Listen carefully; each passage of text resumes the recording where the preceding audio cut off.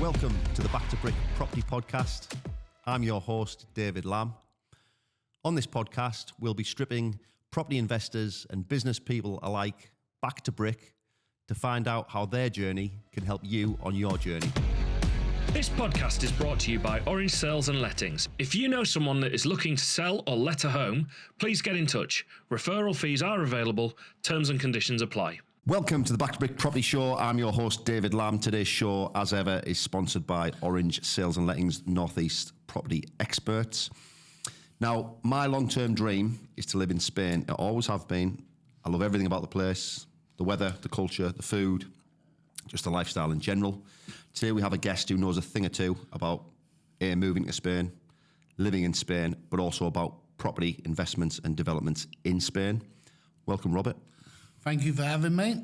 That was a very, very nice introduction there. Well, it's honest, to be honest, mate. We've been chatting for quite a long time on social media, to be honest. And then when I was over in July, we met for, I had a coffee on the beach. Yep. And that was very pleasant as well. Did you like it? I loved Paradise Beach. It was unreal, wasn't it? And now we're sat in an office in Durham. In Darlington. I'll tell you what, we're in Darlington. I'll tell you what a lovely place. The people are fantastic here. Yeah. I must say, with the northeast of England, you know, it's got its downsides, and you know where you live is much prettier. It's nicer weather, etc.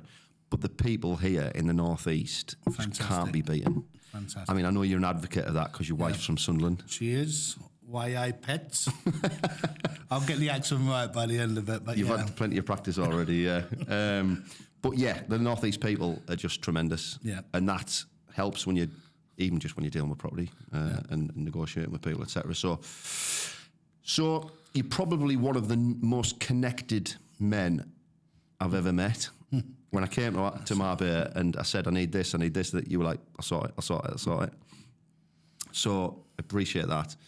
You, from your socials, you operate at the very high end of the market. So anything luxury you're involved in, be that high-end rentals, be that high-end sales, property developments, be that in Marbella, Dubai, Phuket, even I've seen you over there. Yachts, you broker in yachts, etc. So how did you get there? Who is Rob? And how did life begin? Thank you. Thanks for all the compliments there. It didn't always start like that. I come from a very humble background. I'm half Irish, half Greek. I was born in Paddington in London, and we was brought up, single mum brought me up. And for me, I was always interested in construction anyway. Most of my family were from scaffolding, and I started at a very young age doing scaffolding with them. And then I went into contracts managing. So at a very young age, I went into, I bought my first building when I was 23, which was over in near North London, Waltham Cross. So that was my first experience. So I was always heavily involved in the construction. I was never good with working for people. I always wanted to do what I wanted to do, and I always had a very entrepreneurial way about myself.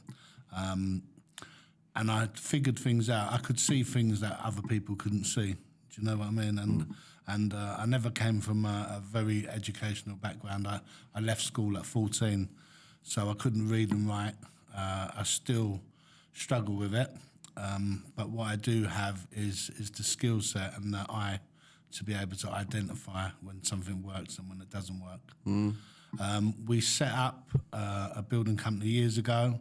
I started purchasing properties, and then fast forward when the recession kicked in 2007, 2008. I spread myself a little bit too thin. I didn't have the education or the people wrapped around me to be able to help me or advise me at that time. And I decided to go to university, and there was, I think it was 20 places in the country, and at this time for this particular degree.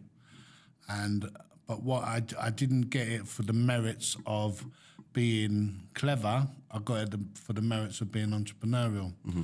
And I had to have extra tuition before I went in there. I had to have maths and English, and I really struggled with that. But I managed to pass it.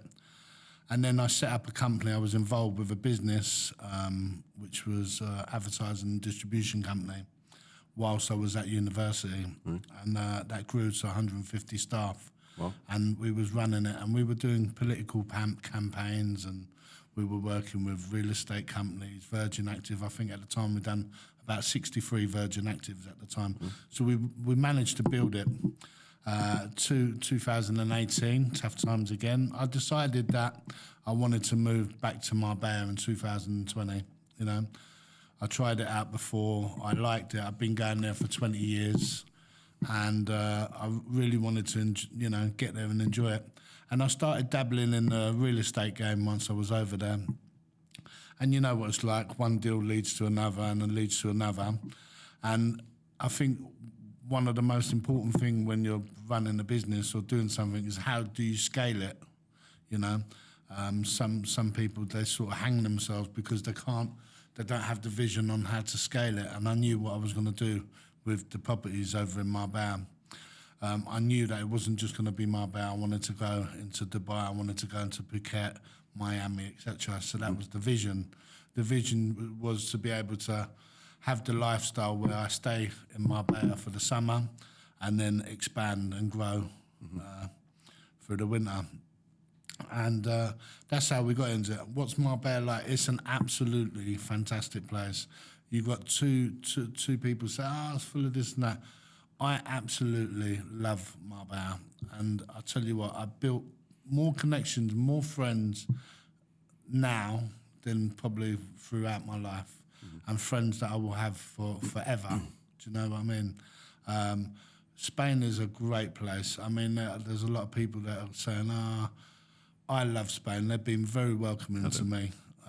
They've been a great place. I mean, I'm part of a gym, the Real Paddle Club. That was done just over the COVID times. I think you've been to that gym yourself. I was there in July, for the first time, and just an amazing experience. Everything is literally there. Yeah. Everything you could ever need is literally there. That's a breeding ground for entrepreneurs. That 100%. IO, Real Paddle Club. Yeah. And you've got very much like-minded people like ourselves that are there, that are working. And a lot of the people ask me all the time about visas. And the main visa that most people are doing now they're either retired because they're absolutely loaded, which is nice, or they're doing nomad visas. Before, there was a visa which was called the Golden Visa. I think it stopped in probably March or April. Yeah. And you could get that. You could get that visa when you purchased a property for over 500,000. That's right. Yeah. Well, that recently stopped, and that really stopped a lot of people from. But there will be something again shortly, that's for sure. Was that, sorry Rob, was that Golden Visa? How long did that last? So if I bought a property there before the rules were changed, If I'm not how long did that last? If I'm not mistaken, I think, don't quote me, but I think it was about 5 years. If I'm not mistaken. So you bought a property, and as long as it was worth 500,000 euros or more, you could automatically stay there for 5 years. Yeah, so basically how it worked is you purchase a property for 500,000 plus your taxes, obviously, so you'd have to have the taxes. It couldn't be a mortgage. Yeah, right, it could cash. be a mortgage on this side, but right. Yes, but it needed to be clear funds in Spain. Right, so you get a mortgage from HSBC that do international mortgages. Yeah, well, that could do it, but once it was paid off over there. So right. the only way that I think you would have been able to service it is if you put it on a property here. Yeah. And drew the money down. But I mean, the mortgages over there now, they're doing a fantastic rate over there. It's I think it's more affordable than here. Is it? Yeah. So there's with Spain, it's the lifestyle. It's all about the lifestyle. I mean, Marbella is quite a unique place because they have what they call microclimate. And I don't want to bore you with it, but it's something to do with Africa across the water with the mountains and blah, blah, blah. But it makes it such a beautiful place. That's why so many people with money wanted to sort of congregate there, and it's a beautiful place. But the lifestyle there is just absolutely fantastic because you get up in the morning, the sun is shining, and it's like a golfer's paradise as well. So, you've got some of the best golf courses in the world there in that golfing valley. Yeah. I'm not a big golfer myself, but just to be able to wake up in the morning and see that, it's absolutely stunning. Yeah. being able to walk along the promenade going down the Golden Mile. If you go that way, you go Golden Mile. If you go that way, you're heading towards Estepona or San Pedro. It's beautiful. Yeah. It really is beautiful. And that's why it's becoming so popular. People just once they go there, they fall in love. They don't want to leave there. The property prices there at the moment are at its highest. Yeah. Because so many people are starting to find out about Marbella now, they're coming from all walks of life. Yeah. They're literally coming. Where are most of those buyers coming from then? Is it the UK or is it? Because there's a lot of Swedish over there, isn't there? There's a lot of Scandinavians now. There's a lot of Scandinavians, Sweden, Denmark, Norwegian. You've got people obviously from the UK, Holland, Germany. I mean, and that's the beauty about it. That's what makes it so special, because you've got all these fantastic people and all these entrepreneurs moving there. And I tell you what, it's a great place to be because you feel inspired. You know, But you do, and I completely agree with that. But where does that come from? Where does that inspiration come from, do you think? Why is it so good? Because the tax benefits aren't there like they are with Dubai. No, yeah. But I literally get off the plane at Malaga, get into Marbella, and I'm literally just inspired. Obviously, there's wealth around you, which obviously is inspiring. But it's just something about the place. What do you think it is? Do you know what? It's hard to put your finger in. It's just a feel once you get there. It's hard to explain, but it's just a combination with everything. I think the sun always makes you happy anyway. And then when it's sunny 300 days a year, that bloody helps, doesn't it? Yeah, definitely. I think the fact that it's so near to the UK, to Europe as well, it's only a couple of hours. It's only an hour's difference when you look at the time difference. I fly back to the UK quite regular, and I can be back in London within no time. Yeah. You know. Yeah. I think when you're looking at places like Dubai and you're looking at places, I mean, I love Dubai. I think Dubai is a great place. I like Dubai, yeah. And it's heaving and it's happening there. It really is happening in Dubai. I'm very blessed and fortunate that I get to experience both Dubai and Marbella. But somewhere that's very close to me, I've been going there for 14 years as well, because I'm heavily into Muay Thai and martial arts, Phuket. And that's happening at the moment. I mean, there's a lot of construction going on now. We're just involved with 3 or 4 developments over in Phuket at the moment. Right. And to be involved in that and is fantastic. And is that because the world's changing rapidly? You know, you don't need to be in an office in London anymore. Everyone's working remotely.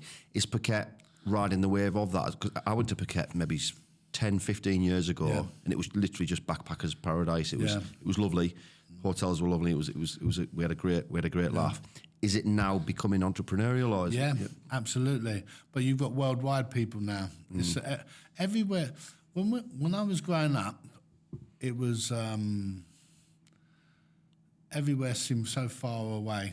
Do you know what I mean? Everywhere's so close now. You can just jump on a plane with social media, everything that's going on. You can see it and feel it before you even get there. I mean, Phuket is Phuket. The beaches are absolutely fantastic there.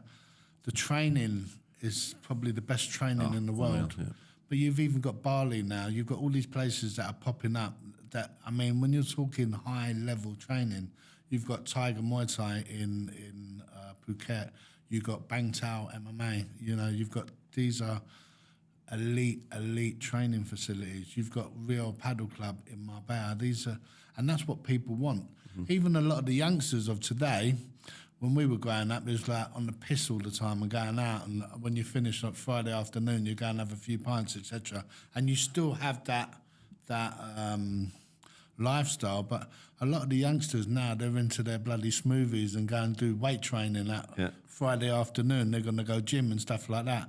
I mean, you're one of them anyway. You don't even drink no more, do you? Certainly not a kid anymore. But I know what you mean, though. And I think that's just driven by the internet, isn't it? Yeah. I always say if the internet was around when I was a teenager, my life now would be completely different. Yeah. I'd have started businesses a lot earlier. I'd have took my training a lot more serious a lot earlier. Yeah. It's all ifs and buts, isn't it? It's but yeah, I think they've just got everything, like you said. They can feel it and touch it and see it on the screens before they even get there. So Well, the thing is now is that you've got some of these young nomad guys there. It's inspirational to me as well, because I see some of these guys and they're so intelligent. They're 20 years old. There's one guy, 19 years old, earning 50, 100 grand a month. I mean, how they're doing it is What's he beyond doing? me. He is something to do with emails and e-commerce, and some of these guys they're just unbelievable, and they've got the brain, and they do it so easily. Like us, we're old school, and we've got to think about it, and sort of that's why we're so into our property. But I've started to sort of venture into technology. I've obviously been involved with the advertising and distribution company before. I've always sort of had a little eye for technology and media. Mm-hmm. And we've been working on an app now for nearly 2.5 years, and it's a PropTech app. And you're the first one. I've not even spoke about it to anyone. Yeah. So you're the first one to hear about that. Yeah. And I'll be getting a free trial then. Yeah, you'll have it, no problem. We've got that, and we've been working 2.5 years, and that's almost coming to hand now. I've not mentioned it once, and and I'm really excited to be letting everyone know about it. Yeah. But even the media company now, we've got a good team, and everything's just pulling in together nicely, and that all happened from living in Marbella. You seem to have complete geographical freedom. I know you go to certain destinations, obviously, to promote certain developments, etc. But you seem to have complete geographical freedom. You can pretty much work from anywhere, can't you? As long as you're flying around doing your content, etc. So that's ultimately that. I mean, that's amazing. Yeah, I think that's the way it is now. The office is done now. People going into offices. I mean, things like this, you have to be there and you have to be in the office. But if you can work from your phone, that's the best way. 100%. And I wanted to create that lifestyle for myself and so many. And that's what we wanted to show them, how easy it is. You have to have systems in place, though. Of course. It's very important. No matter what you do, you have to have systems. Yeah. And once you've got them systems in place and you've got the clients coming in, then you can literally practically do it. And who you work with is very important as well. The team that you develop and you spend developing them. Some of them are going to learn the skills, you're going to teach them, and they're going to disappear and do their own thing. But generally, a lot of the people that you sort of spend time with and develop, you can either develop them and be a collaborator and a partner with them, which is always a good thing, or they'll end up being loyal to you and sticking with you. And are most of your team in Marbella then? No, they're scattered worldwide. Are they? Working remotely? Yeah, working remotely. I've got people in Holland, I've got people in Asia, I've got people in the UK, I've got people that are working in Spain. They're based everywhere. Right. And I literally run my businesses from my phone. Yeah. Do you see your long-term future in Marbella then? I'll always have a part of Marbella. As long as they have me, I'll always have at least, I mean, I love it in the summer. When I start heading back April, May time, and then because you know what's coming. Yeah, I just love it there. And then I get the opportunity to come back to the UK for Christmas in the winter, and that's a great time to come back to Christmas. Best time. Yeah. I can eat plenty of Christmas dinners and then work it off when I get to Phuket in January time. So will you spend a lot of, I suppose, our winter time in Asia? Yeah. I tend to spend from January up to April, May in Dubai and Phuket. And how easy, when you're looking at the Marbella, let's look at the three places, Marbella, Dubai, Phuket. Three completely different property markets. Yeah. Some similarities, I guess, between Marbella and Dubai with the clientele. But how do you sort of manage that? You're working with developers in all three places. Yeah. You must have to tailor your... Yeah, because the thing is what people do to me now. I have a certain client that they come through to me now. Yeah. Is this when you operate? Just for clarity, that this is when you're operating as a buyer's agent, isn't it? Yeah. So this is a buyer's agent. So because I've started to get a lot of exposure in what I do, there's a bit of a trust factor, and people want to work with me. So I'll get a lot of people that message me, inbox me, and just say, "Look, we're thinking about," First, they'll always start with, oh, there's a good restaurant, I want to go to a restaurant, what do you recommend? Yeah. So I think they're just putting the feels out there to see if I respond to them. Yeah. And I treat everyone the same. That's the sort of person that I am anyway. If you ask me a question, I'm more than happy to answer the question for you. And it always starts, I was thinking about a restaurant, and I'll respond to them. And I think they're shocked first, the fact that I've taken the time out and responded to them. Or if I'm doing something, I say, I can't respond to you now, but I'll respond to you later on. Yeah. Try this, and this. And it's sort of like building that relationship. And once you start to build that relationship, they go, well, actually, I was thinking about purchasing a property over in Spain, or actually Dubai, or where do you suggest? And I'll always be open and honest with people, and I think that's really important. What we do and what I do is mainly, I deal with a lot of refurbishment projects with people that are looking to do their own project, and off-plan stuff. So they've got a little bit of leeway and they're making some money when they're purchasing the properties. Yeah. But a lot of the off-plan stuff is normally a lead time between a year and a couple of years. Yeah. So they can put their deposits down, they put 30% down, and then they can pay it off over the period. See, a lot of people doing that. Sorry, Rob, a lot of people doing that in Dubai at the moment, and by the time the property's actually built, it's worth twice as much as exactly. they were. Yeah. And a lot of them are trying it, and a lot of them are doing it, and then a lot of them are making a lot of money, which is good. We Speculating, want to see that. The thing is, with off plans in Marbella and Spain, you can't do it with a mortgage. So you have to pay it out in instalment. Whereas if you purchase a resale, Just on a new build, is that? Yeah. If you're purchasing a resale, you can potentially get a mortgage. Oh, is that right? So you can't mortgage a new build? No, okay. no. If it's on an off plan, then you can't. Right. Okay. So, for argument's sake, if it's a resale property, you can get a mortgage on that. But I mean, when you start comparing them, we'll go into that a little bit more in detail with Durham and the UK about putting deposits down. Yeah. When you put deposits down on a property in Spain, you have to put 30% deposit down. Right. Okay. And obviously in Marbella, the properties start from $500,000 up, for argument's sake, and they've got to put 30% down, then they've got to pay their fees. For some people that really want that lifestyle, they can't physically afford to have that. Is that just non-Spanish nationals have to put 30% down, or do Spanish nationals have to put it? I think the Spanish nationals, they put 20% down. Right, okay, But so it's still a lump then. Yeah, that is quite a lot of money. And especially and I can see what's happening with some of the Spanish now, they're getting a little bit upset because they can't afford, they're being priced out of their own place. And I guess that's like that for all of us, really, because if you look at people in London, they've been priced out of their homes, they have to go out to the home counties and stuff like that. So we've all sort of been in that position where we've been priced out of our area, unless you're in the industry, but that would happen for millions of people. I wanted to ask you about that, because the views of the Spanish on UK investment especially seem to be becoming a little bit more negative. Is that a fair thing to say? Say that again? Yeah, so, I mean, it is. Of course it is. I mean, there's a lot of people just trying to ruffle up shit, as they do. There was a big thing where recently there was about the taxes, and the president of Spain said that you'd have to pay 100% taxes. That's right. Of the property.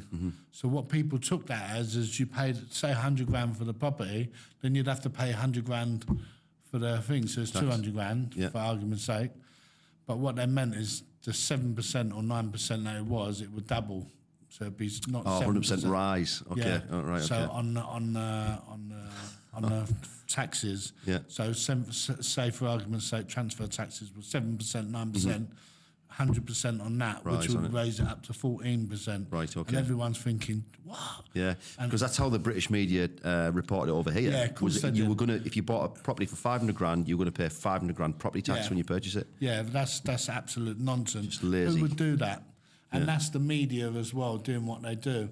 And it was, I don't know whether it was a strategic plan by the president of Spain, because obviously he got some reaction from it or whatever, but. And then when the reaction is no, but now this is thingy, then we can put it up to 14% now. Do you know what I mean? Yeah. So it's like just getting, oh my God, thank you so much. It's like, because that's going to affect a lot of people. Can you imagine? you couldn't afford to stay there. Not only that, the people that own property in Spain already, they wouldn't be able to sell it because a lot of these places. Well, who's gonna pay for it? Exactly. The problem we got really, and I mean, I'm lucky because we got access, and being a buyer's agent as well, we have access to the whole market. Yeah. So people don't understand that.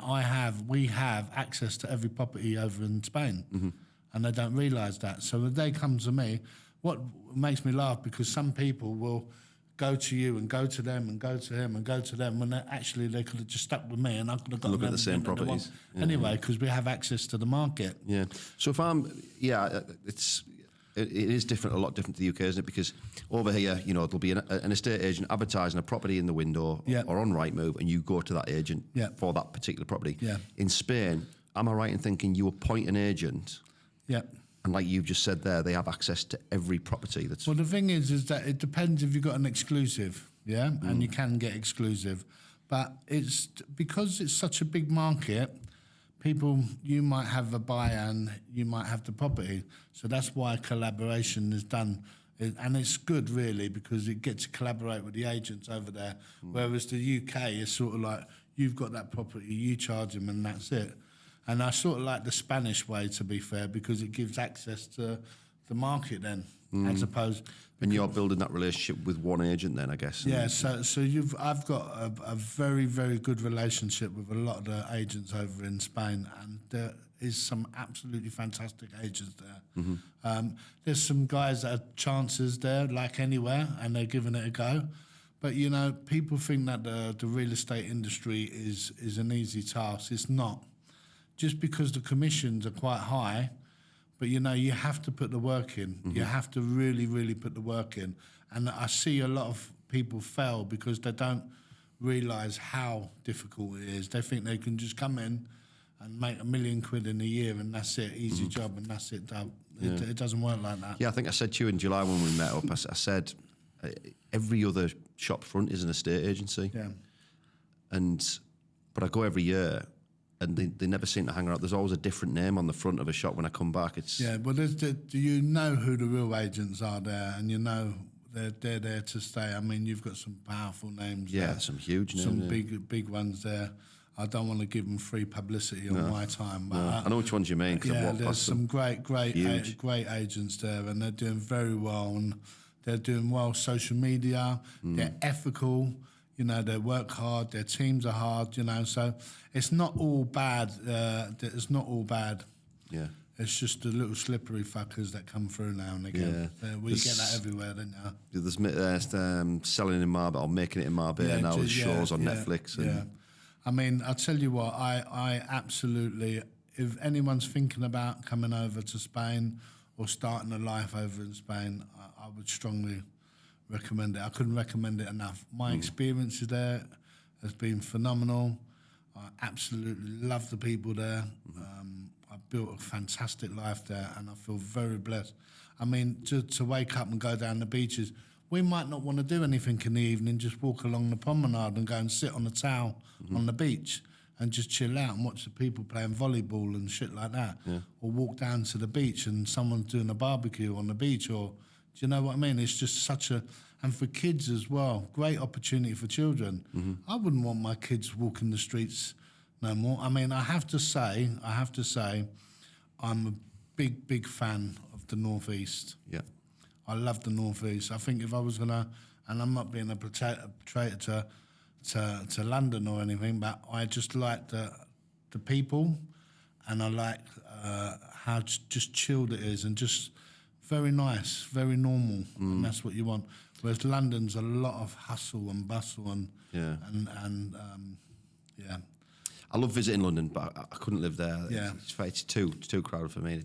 It's full on. Yeah, it's full on. Yeah, it's not for me. But North East, I hope it stays like that. There's a lot of southern money coming into the North East now, be that property or business, as you know. Yeah. So it'd be interesting to see over the next few decades sort of how the North East the good thing changes. Is here, and we're here today, and there's some excellent opportunities here as well.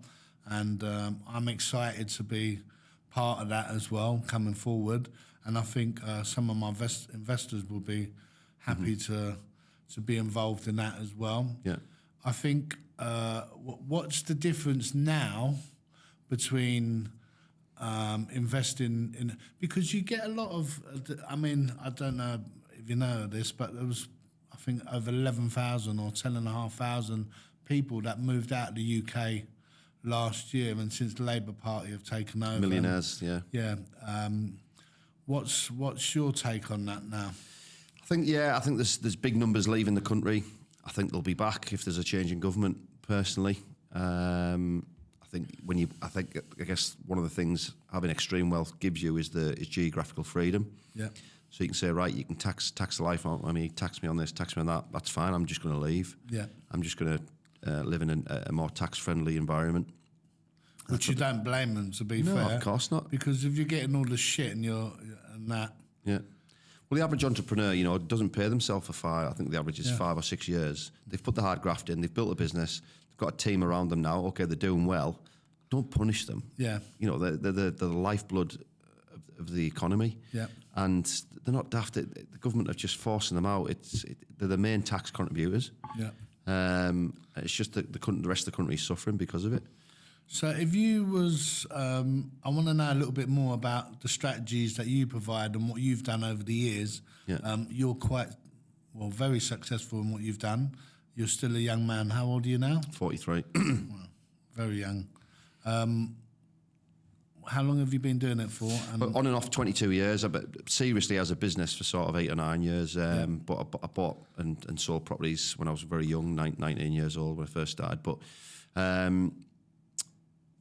and then sort of got into it, out of it, went to live in Australia, went to live in Bali, travelled, back for years. But when I was backpacking, I'd bought a few properties by then, so the rental income was paying for my travels, where the rest of my mates were having to work, etc. So that was great. Yeah. And that's the first time I really felt the benefits of it. Sort of seriously for 8 or 9 years now, as a business. So what do you actually do then? Do you purchase the properties and keep them, rent them out? I do, yeah. I mean, I've flipped properties, flipped plenty of properties in the past. BRR's always been my mainstay. Yeah. Sort of buying properties, renovating them and refinancing them, and going and taking as much money out of that deal as possible and going on to the next deal. Just built that up over the years, and now I'm in a position where I buy a lot of commercial property to turn into residential mainly. I still buy buy-to-let properties or BRR. Try and buy them for cash if I can, just to avoid the bridging fees. Refurbish them and then refinance them and just go again, and just building up the business. And I've got a two year goal. What would you suggest to someone that's wanting to start now? Someone's got 100 grand. What would you suggest to them to do now? Buy a property for cash for 70 grand. Spend 20 to 25 on a refurb, and you'll have your fees on top of that. And then refurbish it, raise the value so you're all in for 100 grand, raise the value to 130 if you can, which is what I'm doing repeatedly now. And then is these properties available for this sort of money? I mean, they're not easy to find. Everyone on Instagram will tell you that they are, and that these deals are everywhere. And I mean, I've been doing this for 2 decades, and I still find it quite difficult to find these deals. Yeah. They are there, don't get me wrong. Yeah. I've bought multiple deals. Since the end of May, I've been on a bit of a spending spree, so I'm finding the deals a lot easier at the moment. Yeah. And why do you think you're finding them easier now at the moment? I think there's just such a negative view on the UK currently, the economy especially, and I think people are lacking confidence in the country. Yeah. And because of that, vendors are becoming more realistic with their asking prices and their selling prices. So I'm making offers, big discounts at the moment, and they're getting accepted. Whereas even a year ago, I was making the same offers, and I was getting not laughed at, but I was getting told the second word was off. How does it work in terms of, because there's an element of taxes and fees, and they're trying to control what you're earning. How do you overcome that? What would you do? Would you set up a company now? You have to. You have to buy an limited company. Well, majority of people, it makes sense to buy an limited company. So they brought Section 24 in, I think it was 2019, where if you owned a property in your own name, you could no longer claim the mortgage interest as a deductible cost against your tax. Do you want to go into a little bit more detail about that? So, I mean, I've still owned multiple properties in my own name, unfortunately. It's just not cost effective to transfer them across to my company. But for instance, in 2016, I bought quite a lot of property, and few of them were in my own name, so I'd buy the property. I'd be getting £600 rent, for instance. My mortgage would be 300, so the profit is 300. So I would only be taxed at the end of the tax year on that £300 against my income tax. Now, I'm taxed on that property in my own name on the gross figure. So even though my costs are still 300, I'm still making 300 profit, I'm now taxed On the 600. on the 600. Now, there is tax relief to the minimum, to the base rate of 20%, but it's still a massive, massive difference. So to mitigate that, set up a limited company, and then I've bought the rest of my properties in different limited companies. Okay. And that just means that all of your costs within a limited company, are deductible. Your mortgage interests. Yeah. But now I run it as a business. It's a proper business I've got now. Yeah. So there's a lot of other costs I can deduct through the limited company as well. And how many properties you up to now then? 41. That includes properties co-owned. So I own sort of early 30s on my own, and then 41 if you include the co-owned. Tell me a little bit more about the commercials at the moment, because there's a lot of people that seem to be purchasing commercial properties. Yeah. Is it something to do?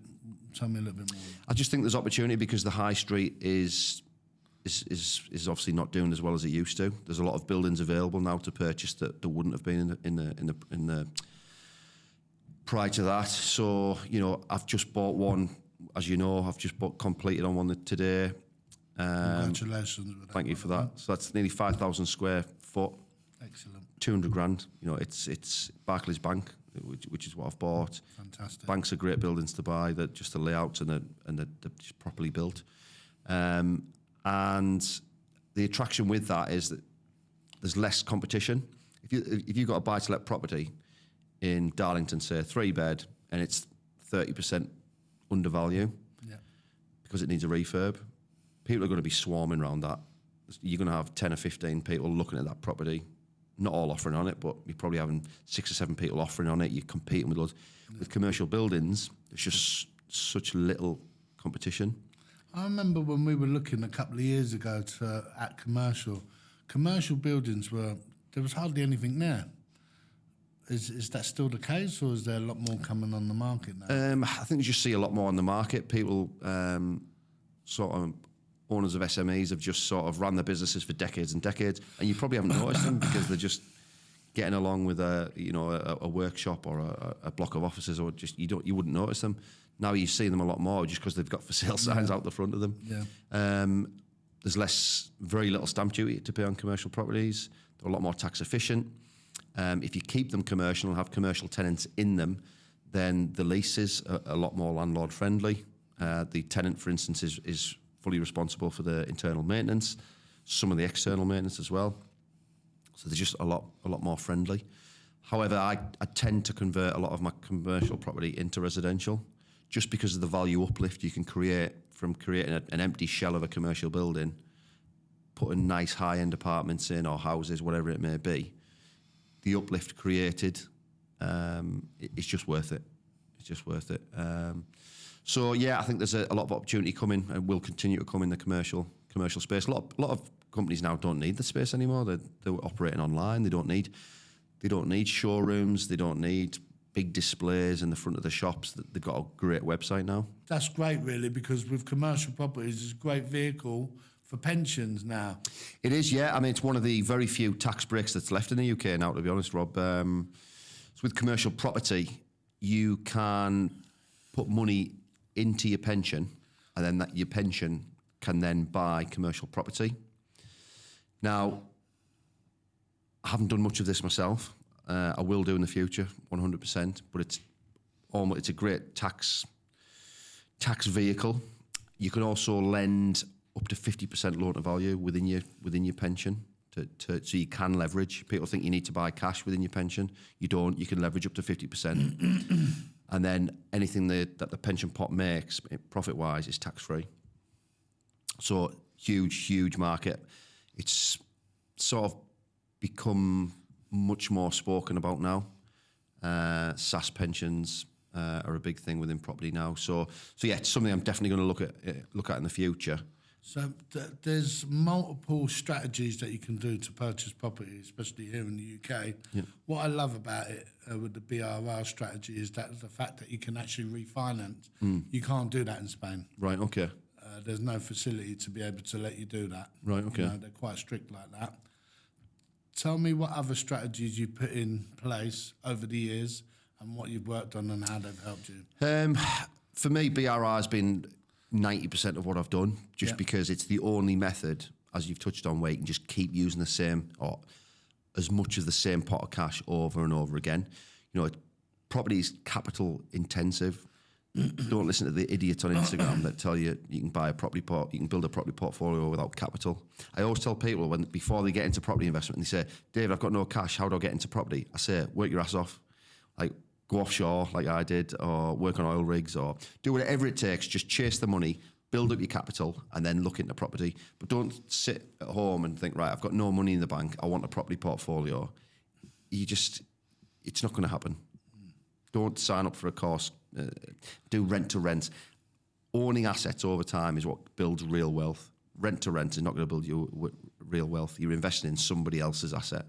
So for me, I've done BRR buy-to-lets, BRR HMOs, BRR service accommodation. Yep. What about the Airbnb model? Yeah, so I do not a lot of service accommodation. I do have a few that do okay. They are management intensive. Luckily, I've got a good management team in place at Orange, so I don't need to get involved in that. But for anyone looking to build a long-term property, people go into property, A, because of leverage. The bank will give you 75% of the money to do it. But B, because it can be passive. It's not always passive, but if you have your systems in place, use the right property management team, it can be passive. If you do service accommodation, it's anything but passive. There's so many moving parts. Someone staying in your apartment for one night or 2 nights, they expect hotel service. If there's a leaking tap in a buy-to-let, you've got probably 24 or 48 hours to sort it out, whatever. The tenant isn't going to kick up too much of a fuss because they're renting it long term. If someone's in your apartment and you've got a leaky tap, they want it fixed there and then because they're paying £100 a night. They want it done there and then, or you're getting a bad review, and you live and die by your reviews. So service accommodation's not something I've ever really wanted to get into in a big way. I want my property portfolio to be as passive as possible to allow me geographical freedom, as well as other things. So, your property portfolio is to serve you. You know, you don't want to be involved in it day in, day out. Are you still flipping properties now, or? No, not really. I have done over the years, just to build that cash pot up.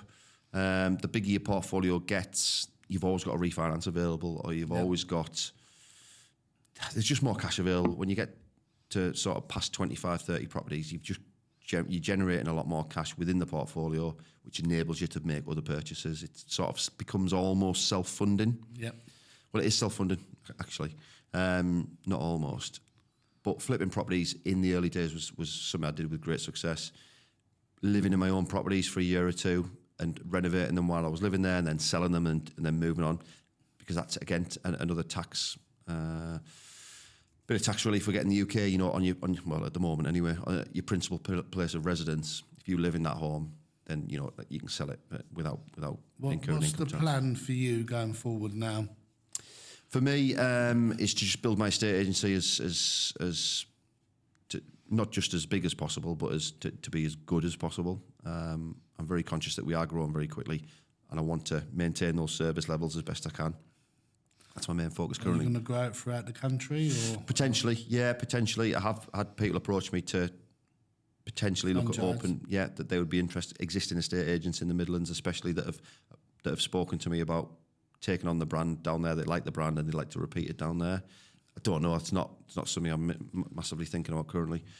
And my property portfolio, just keep buying, just keep growing it really, and just keep buying BRR buy-to-lets. I've sort of gone full circle. Started off doing buy-to-lets and HMOs, service accommodation, commercial to resi, and now I'm seeing huge opportunity in buy-to-let again. So I've gone sort of full circle and I've gone back to square one almost. Yeah. But it just works. The numbers work. Yeah. Some people, experienced investors especially, they almost come across embarrassed to say they're going back to invest in buy-to-lets, as if like the skills. They haven't achieved the skills to do anything else. If the numbers work and it's making you money and it creates freedom in your life, just do it. just it's not a shiny, it's not new and shiny buy-to-let, but if it works and it serves you, then do it. So commercial buildings into buy-to-lets, and then discounted buy-to-lets that I can do BRR with. Good. So back to Spain, we've touched on the UK there, and I know you're going to get into the UK market, I think, quite heavily from the conversations we've had, and I'm looking forward to working with you on that.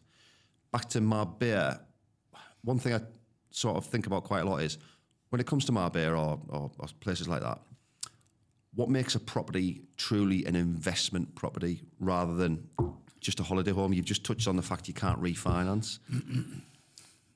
Where do you see the opportunities, I guess, in Marbella from an investment point of view? For now, I see it with the off-plan properties, the ability to be able to get in there early enough, and it seems to be the reforms. That is definitely the way forward. You asked me a question earlier on about commercial properties. Well, especially in the Marbella area, they're very hard to come by. They're not there in the dozens, that's for sure. So I would say off-plan and reforms as is current. We do need more properties in Marbella. They need to be releasing more land. I don't know if that was a strategic plan not to release too much, because then it leaves it more desired. Yeah. More... Maintains the values, yeah. Yeah. So I think you can definitely start to see and look at other areas as well. People are looking down the coast. I mean, you've got Estepona, which is rapidly changing now. I mean, that was a fantastic... If you Seems to be becoming more and more popular now. Yeah, it's a great place. They've just finished the promenade there now. If you would have got involved there a couple of years ago, that would have been just perfect. Yeah. They're releasing areas now going up towards Sotto Grande as well. You've got places like Casares, Manilva, which needs time to grow into. It's not quite matured yet, but you've still got some cracking deals there. A very good one is Costa Blanca. There's some fantastic deals there. I mean, you're still picking up deals for... Is that Alicante? Alicante, yeah. I mean, I really enjoyed Alicante when I was there recently. People used to say to me, why don't you go up there and have a look and see what the crack is? I actually went to Almeria. I had a client that had some land there, and he wanted me to do a bit of due diligence there. And we travelled up there last month. And I just felt that it was going to be a little while before he'd start getting his money back. And I thought there was better investments out there. So I, because it was a client, it was a buyer's agent client, he's asked me to go and have a look in Alicante. Alicante was absolutely fantastic. I really, really enjoyed it. There was some fantastic restaurants there, bars. Is it up and coming then? Is it? Yeah, I mean, it's always been a busy place anyway, but there's room there. There's you can still go and, the 20 minutes, half an hour out, and you can go and get some properties, affordable properties that people can go, which is more affordable, because let's have it straight, a lot of people can't afford to move to Marbella, only a certain level of people that can afford to pay that sort of money, $500,000, $1 million, 2 million, 5 million, 10 million. I think one of the properties we've got at the moment is 70 million. Another one for 50 million. That's a lot of money. That's only 0.11% that can afford something like that. I think if you're looking and your budget is low, we've started to work with some developers over in the Costa Blanca area, and there's some great opportunities there. You've got some townhouses, you've got some apartments, which are a lot more affordable. They've got some fantastic beaches there. So the area there, they might not be... You've got Seville, another one there. Love Seville, yeah. That's fantastic. You've got some great deals. You've got the where's the other one that I was thinking of? Granada. Granada, I like Granada as well. Granada's cheap. That's a great place there. The one that had the floods recently, I can't remember. Anyway, we'll come back to me shortly. There's some absolutely fantastic deals, and that is beautiful. So Alicante and the Costa Blanca over there, it's always, it's always been known for its weather, and I suppose it always has been known as cheaper than the South Coast. Of course, it has. Does it have the entrepreneurial sort of spirit there? Well, I think it could potentially grow there. Yeah, I was starting to analyse people, and I was starting to look at the sort of calibre of clients that were there, and it's part of my job. It's what I do, and I could definitely see that there was a sort of change in the clients that were there, right? Okay. For sure.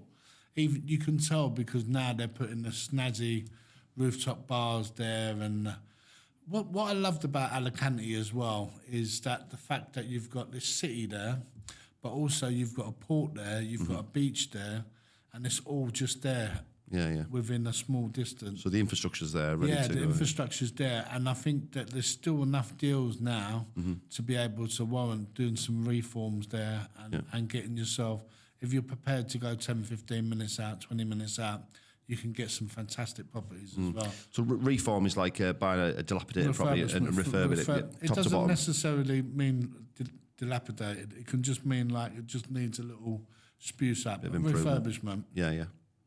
You might just go in, you might change your kitchen. I mean, one of the tricks that they tend to do now with the reforms is they'll take the bedroom out where the kitchen's and change it out and put an open plan.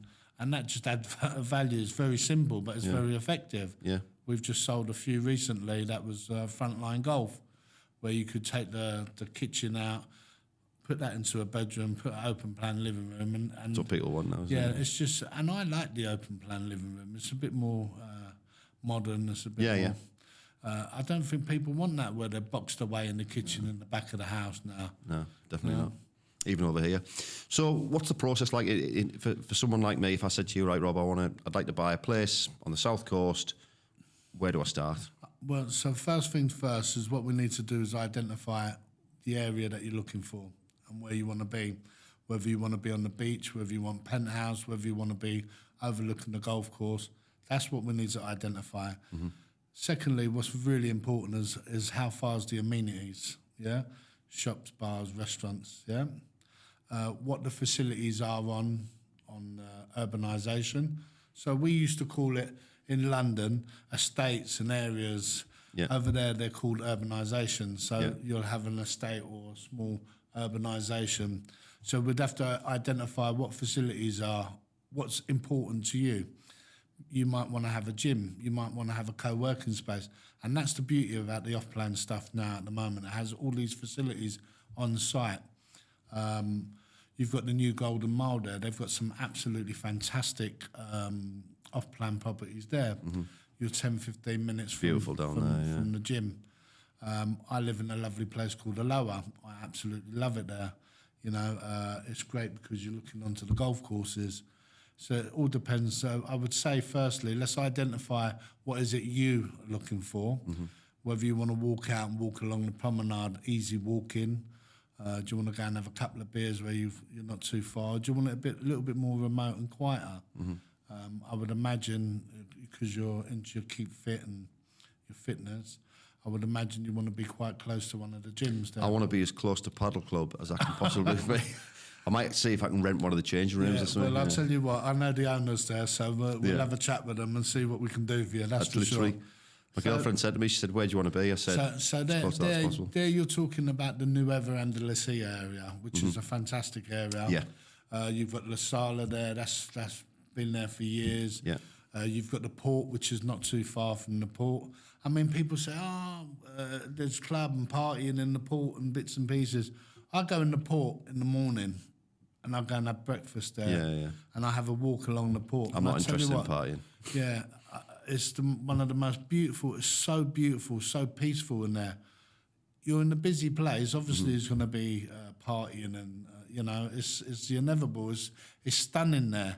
You've got some beautiful, fantastic restaurants there as well. So Nueva. So you've also got San Pedro, which is a great place. That's evolved over the last... So it's a bit cheaper as well, isn't it? Yeah, it's slightly cheaper, but even that's increasing in prices now. Then you got further on to that, you've got the new Golden Mile in Estepona. What they've done in the new Golden Mile Estepona area, their promenade, what they've done there, But what I love about Estepona is they've got the old town there, and I really like the old town. A bit of tradition. Yeah. You know, you can have a tapas there, and they do the cold jugs of beer. I love Estepona.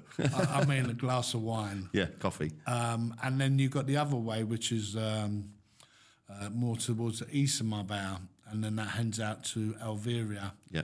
That's where my friend lives over Yeah, there. so nice. you've got Alveria, Riviera, and then you've got Mijas, Yeah. La Cala. Yeah. That's nice. I mean, you've got some great places there. Yeah. Malaga was voted 2024 Forbes destination for expat, which I really understand why. Because even though I'd been going to Marbella and I'm involved in property a long time, it took me quite late for me to start going to Malaga. And I fell in love with Malaga. It's a nice city, Malaga yeah. is very similar to Alicante because you've got the port, you've got the beaches there, you've got the restaurants. Yeah. But it's got a very similar. But it's an amazing place, and the fact that you've got the airport there, you fly straight in. It's quite sad that they're putting these laws in with the rentals now, but that's fine. It just keeps it a little bit more tight for the time being. Yeah, yeah. So, that's the main thing. Once you've identified the property that you're looking for, if you're a cash buyer, it makes it so much easier. We have the facilities there where you can transfer your cash over. We use a couple of companies that does that for the exchange rate. And normally what you would do is you find the property, you put your reservation deposit down, which could be $6,000. You put your reservation deposit down. Then you have couple of weeks to put your 10% down. And once the 10% is down, then you agree the dates that you want to do your full completion. Right. And how long does the conveyancing process take over there? It can be as quick or as fast. When you're cash buyers, it can be done within weeks. Obviously, if you're going trying to get a mortgage, because you can only do the mortgage on the resale property, it could take six weeks, 2 months, something like that. It's quite similar to the UK then. Yeah, a bit similar. That's if they're not having siestas. Yeah, there's a bit of that. Yeah. Mañana. Spanish lawyers like to have siestas. They're very good at that. Yeah, I think the UK ones, some of the UK ones do as well. Yeah. They will fit in well together then. Yeah. So once you've put the deposit down, you put the reservation fee, and then you put your 10% down, you agree, and then that's it. It's important that you do your due diligence there, making sure that you've got the right licenses on the properties and etc. And that's what they need to do. They need to work for their money. Yeah. So I put the reservation fee down, I put the 10% deposit down, and then on completion I pay the rest of my deposit. Yeah, Is so that right? what ends up happening then is you meet at the notary. Right, okay. And you sign the paperwork and everything gets confirmed and then you get, and then away you go. You can pick your keys up at the notary and move into your new property, which is lovely to see, you know, because this has been a lot of people's dreams, you know. Of course it is, yeah. And they come over, but there's no better feeling when they've just been plotting it. They've been waiting, they've putting all their ducks in the line, and then they get the opportunity to do it. Yeah. It's really nice to see it. A lot of people have started as well renting properties. They come over, they're not too sure in the areas that they want to buy. They say to me, right, Rob, I'm not sure the area. Okay, well, there's no problem. Look, we can rent you a property. They do a long-term rent, and then they get the opportunity to spend. They're not, you know, because there is some beautiful areas that sometimes get missed. Yeah. You know, just by being 10, 15, 20 minutes out. Yeah, yeah. Good to be able to come over and try them. Or... Exactly that. I mean, you got towards Nurka, you got some beautiful places there. Yeah, I've been there a few times. I'm a Marbella kind of guy. I like the Marbella. I like the paddle club and the IO gym and what goes on there because it's happening. You've got entrepreneurs from all over the world. You know, and you can feel it. We were talking earlier on in the car, and since I've got here in the UK, it's been absolutely pissing it down, and it's just doom and gloom. That's how it is. I mean, literally, and this first day in the gym in Marbella and paddle club, I think I told you I laid down to do my first exercise, and to the left of me was two guys talking about crypto and what they'd made in crypto and what they were going to do next and blah, blah, blah. Not really into my crypto, so I didn't take too much notice. But then to the right of me and in front of me, there was three guys talking about the property developments and what they were doing in Spain. And they were English guys. Yeah. And I thought, you know, in my gym, someone's slagging off Keir Starmer over here. Yeah. Someone's whinging about the weather over here. Yeah. It's just different conversations. Yeah, completely. And that I agree with. And that's what, when you wake up in the morning, you've got people there you've got guys there that have sold their companies for 50 million or 100 million. And then you've got, it's crazy because you do have that, especially in the Rio Paddle Club, you have someone that works on the beach sorting sunbeds out, but also you've got someone that sold their company for 50, 100 million, and it works. Yeah. Do you know what I mean? Everyone sort of connect, and there's a lot of respect there. A lot of people, a lot of respect there. Yeah. Which is really, really great. It's definitely, you can feel the vibes, you can feel the training, and if you need a connection, they're very easy to make there as well. Yeah. Yeah, it does seem like that, yeah. I just felt that since we was in Leeds, we were there, I felt that you could feel the tension. You could feel like there was something going on, but you couldn't quite put your finger on it. Maybe it was because they were doing the marches in London that day, but it felt really that atmosphere. And it was absolutely pissing down. It's September. And It does have a big effect on you. yeah. And mentally, I think that can have an effect on you as well. Yeah. And we're in Durham. I have to say, I do really like Durham now. Beautiful. I think it's a great city.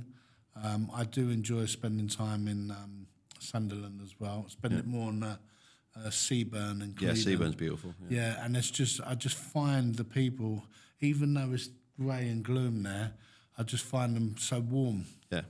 And which is nice. I mean, you go into the shop in London and I don't even know if they're speaking English. They're grunting at you when they're serving you. That's no carry on for me. No. Yeah, we're blessed. Like you said before, we are blessed with the people over here. That's for sure. And I do agree with you. When I'm in Spain, the sun's shining and the people are so welcoming. It just you get a bit of a spring in your step. So when are we going to have you back over then? That's the most important Well, I'll be back thing. over in March, I'll be back over in March, we're already looking. So, unfortunately, I won't be looking at properties just yet. But we'll get you though. yeah, eventually. It's soon coming, don't Eventually. worry. There's a lot of hard work to do between now and then. Well, the thing is what I'm looking forward to now is being able to look at the next couple of days and see the developments that you've done and all the work that you've Yeah, I'm going to show you around. I'm looking forward to that. Yeah. Hopefully you can teach me a few things and hopefully vice versa. Yeah. And I look forward to that for sure. Yeah, I'm looking forward to showing you around. Last question. If I had £500,000 now, said, right, Rob, £500,000, I don't have any massive affinity to any of these three places, Marbella, Dubai, Phuket, as an investment, purely investment, where are you sending me and why? Good question. That's a tough one, isn't it? It depends what the investment's for. You can't sit on the fence here. You have to give me. I want an answer. I will for all of them. I would like to say if it's just pure investment. Purely investment, nothing else. I would say Phuket is looking very promising at the moment. Yeah. Is that because of the lower entry level? Yeah, I think so, and I think I can see it happening over the next couple of years if you're looking for short term. Mm-hmm. At this moment in time, I see a lot of developments going on in Dubai. It's at the level now where I feel if I was going to invest my money there, I'd see. Dubai's a funny one because there's got to be a lot of properties that are still available there. It seems too hot for me. It's just at that point, but the beauty about what you're doing with Dubai is that the amount of, we're talking about entrepreneurial there, it is happening over there. Oh, it's amazing. It is on fire. It is absolutely on fire. You think Marbella is on fire. Dubai is happening. It's the place to be. There's a lot of money being there. But the same thing is like Abu Dhabi. Abu Dhabi is a fantastic place. You don't hear much about there. No. I would probably be looking at Abu Dhabi and, with Spain, I would like to think if you're looking for lifestyle, longevity, I would like to think that reform and do it slowly. Yeah. But if you're looking for pure investment right now, I would probably looking at not Marbella right now. I'd look at that more for lifestyle. I would probably be saying out a little bit in Spain, and I would have to say I'm going to go Phuket. Right, okay. That's Right your at this answer. moment, Fine answer. at this moment in time, yeah. Right. For quick returns, I would say Phuket. Right, okay. I can see that's going to go. If you've got the right development there now, and you can pick it up cheap enough, I reckon you can return that very quickly. Right, very I interesting. hope I don't eat my words. I'm going to eat my words on that, aren't I? No, I mean, I like the idea of going and doing a reform, as you call them, in Spain, taking my build team over with me, paying for the flights, and just saying, right, crack on, lads. Yeah, good crack on. But like I said to you, the builders that we've got over in Spain, it's really important that you do have the right buildings. Yeah, of course. That's with you. The fact that, especially when you're dealing with legislation like electrics and plumbing and bits and pieces, New world, isn't it? Yeah. to sign it off. Yeah.